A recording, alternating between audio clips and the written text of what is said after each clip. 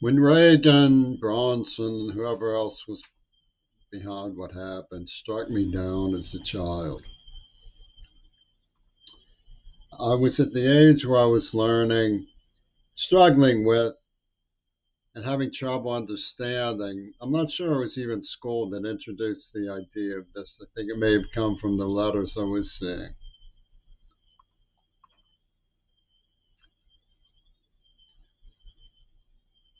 But somebody introduced the idea of metaphor and asked me what it meant, and I think might have even explained it to me. Whoever it was, I was struggling with the fact that I couldn't understand metaphor.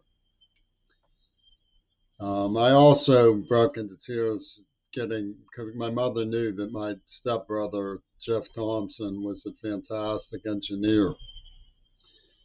And he was supposed to tutor me in algebra, he pulled out a slide rule and it made me cry because he solved these problems without explaining to me how they were solved. He gave me a blue stopwatch too. He took me to Deliverance. In fact, the only time in my childhood I had constipation was, strangely enough, the night he was waiting out in the car to take me to see the penguins. Anyway,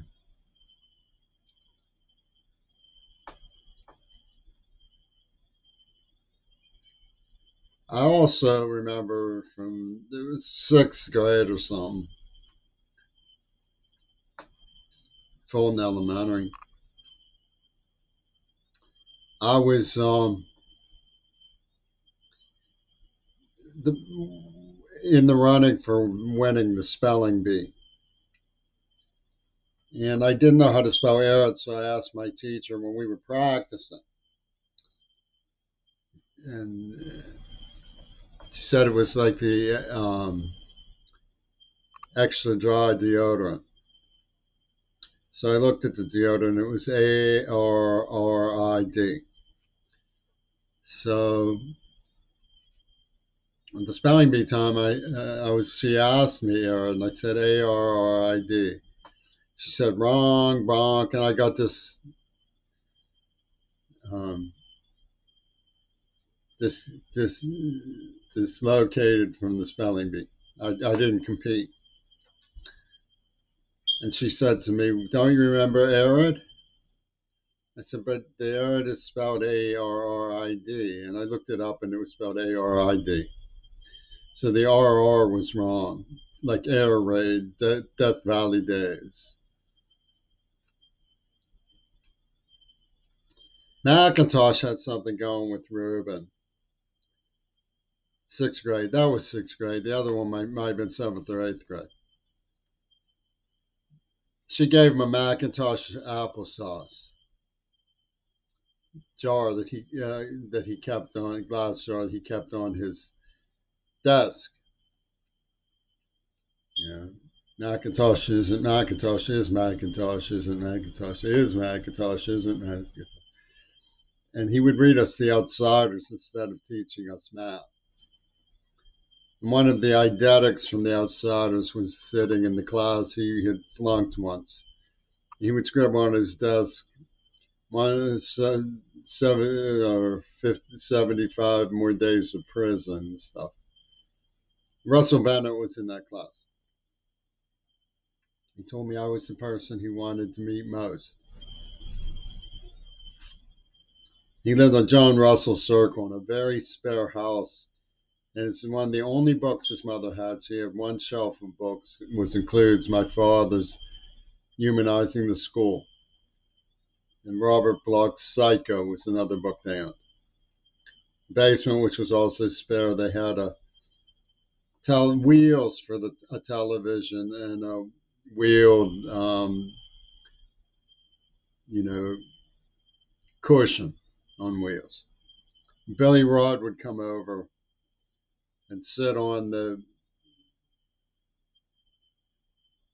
television wheels, which left me on the cushion. And my mother, said that she didn't go to see the film Psycho when it came out because she was pregnant with me in the womb.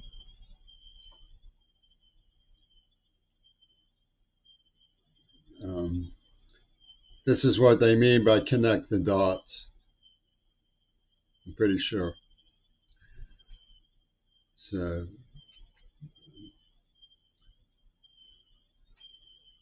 yeah, Bill Rods was there when I was attacked by that person, Kasparowski Blindside. He ended up, his brother was a conscientious objector who ended up in the climate movement. His mother used to collect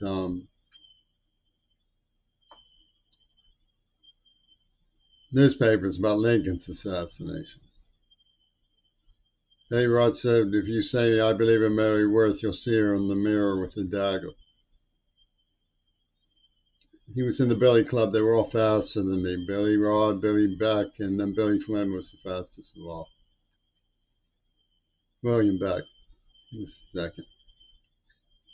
And the Billy Club, yeah, you could find out who the mysterious foreign English kid was. He said he was going to start getting nasty. He lived up by Ozen and Lee Kessler. Edward Ozen. Posen. Edward Ozen. Rondi Tagg. He was my music teacher. Lived by Wadmaker Cohen and Todd. Um, Cohen took a picture, told me to take a picture of him kissing his sister's ass, I think is what happened. Or the vice versa. I'm not sure what happened.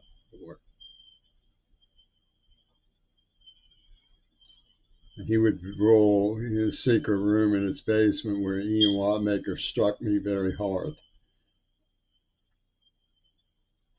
for no reason. He would roll cigarettes.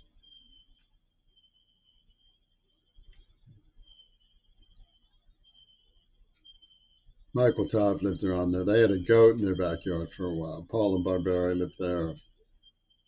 Ricky Sauerwein. Edward Sauerwein would stand out in front of Blumenfeld saying, I'm Roy Rogers, I'm Roy Rogers. But you could find out who that foreign English was because Billy Rod was the one who knew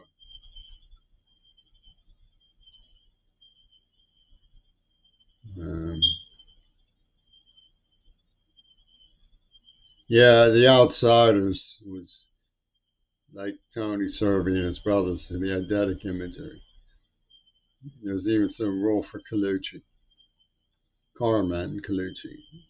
Tony Serby said he was going to take me to the car show, and no sooner I started being kidnapped and stolen cars, stolen Lincoln Continentals, and people who brutally tortured me.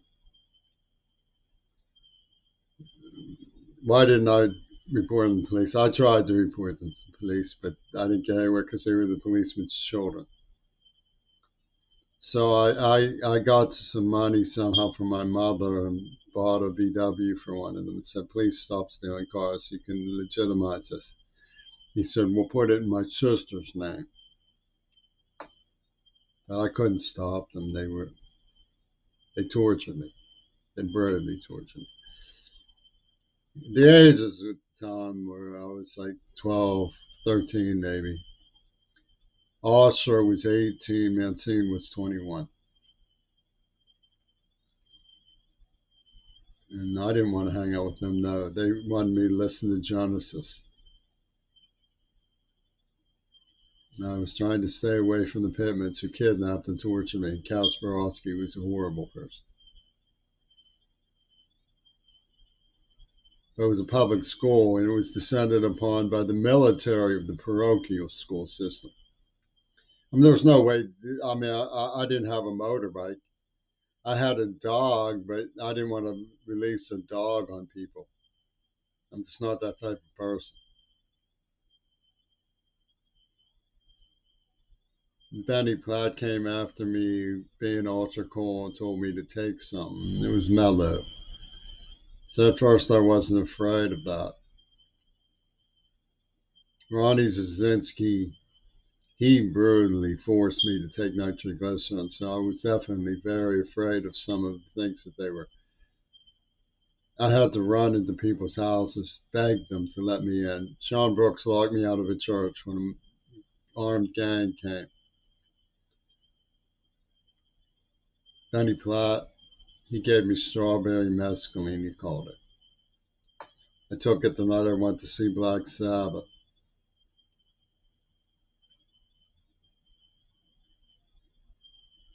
Couldn't I have said no?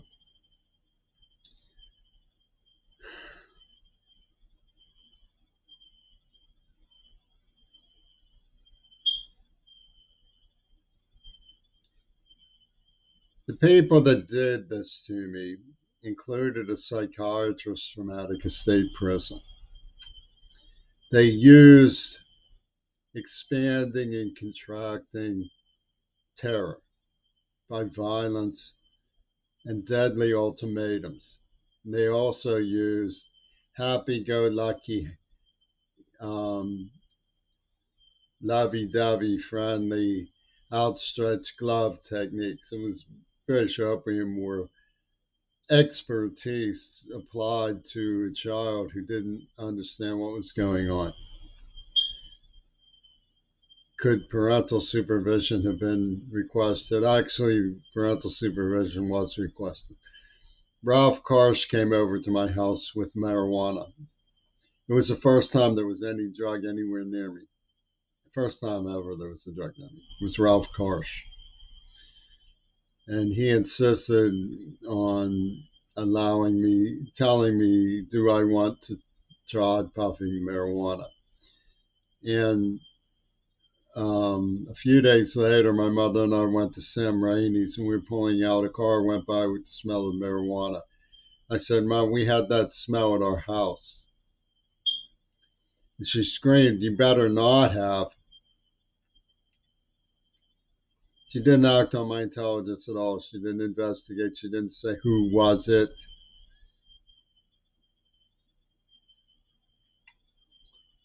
Carl Schwadmaker and Colucci had something going. They had a game of steal the bacon going. When the Pittmans, Colucci robbed Willie Whitemaker of some marijuana. And I let him come over to my house. We all three of us discussed it, and Colucci gave it back to Willie. Karsh found me kidnapped and being brutally gassed in a tower in King's Estate. He said he was going to kick my ass for stealing Willie's marijuana. That's Pittsburgh's strategic style. And I would get a letter saying, hello, dear friend, I love you, when I got home from an Israeli girl who would have allusions to Yad Vashem that Ian Wadmaker had explained to me.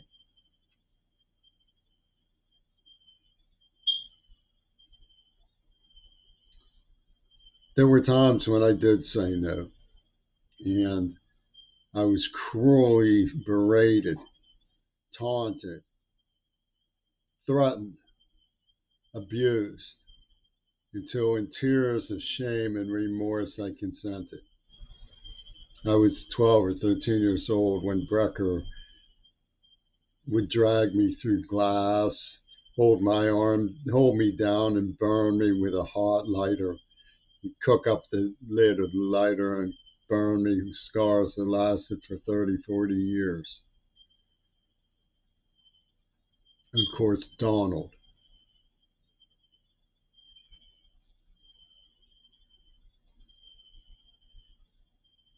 There's no one you can explain it to. I went to the principal of the school complaining I was going to be murdered.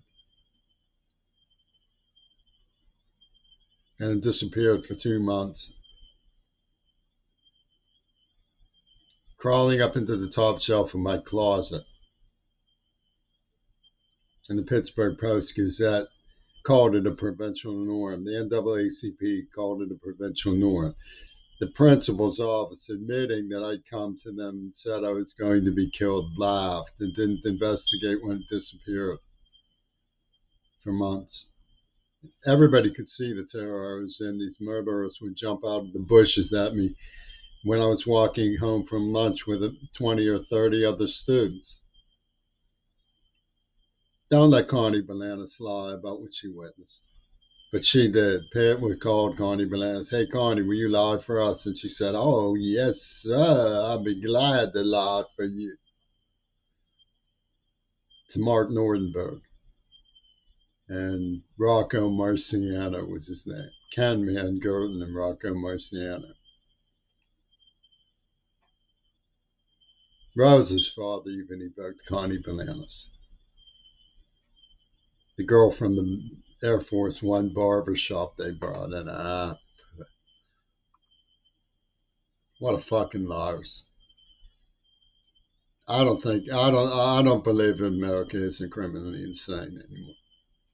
I don't believe it.